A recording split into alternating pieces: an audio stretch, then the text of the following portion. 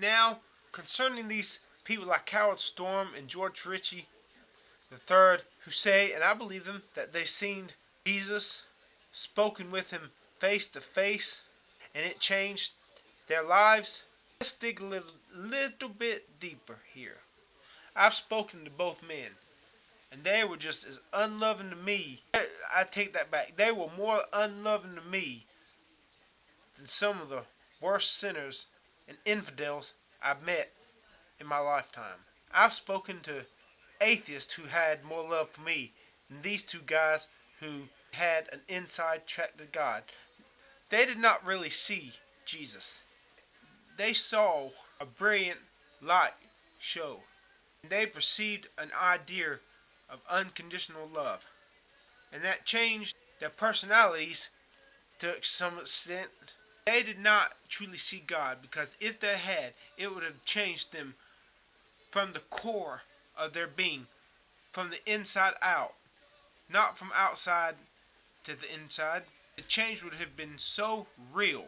It would have sweetened their personalities, and they would have communicated true love towards me when I contacted them both on the telephone. What actually changed them is a brilliant light show, but it did not change them in the deepest core of their being, which would have led outwards to a change of their entire personality. Yes, they would have still had a battle with the old elements of their sinful nature, but there would be a change from deep within, from having seen God down here with their spirit.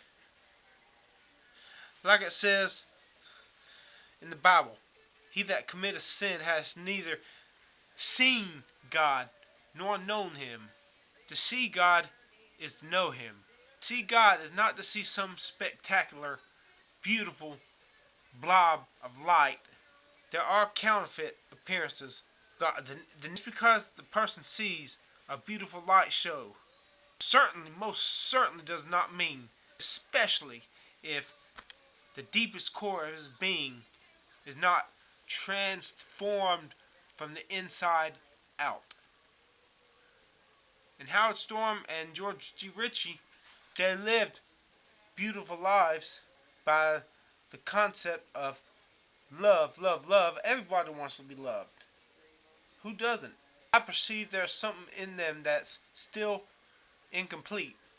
And that's something that is why they get so rattled when you question theology. Because having not seen God, they do not know intuitively the reality of God.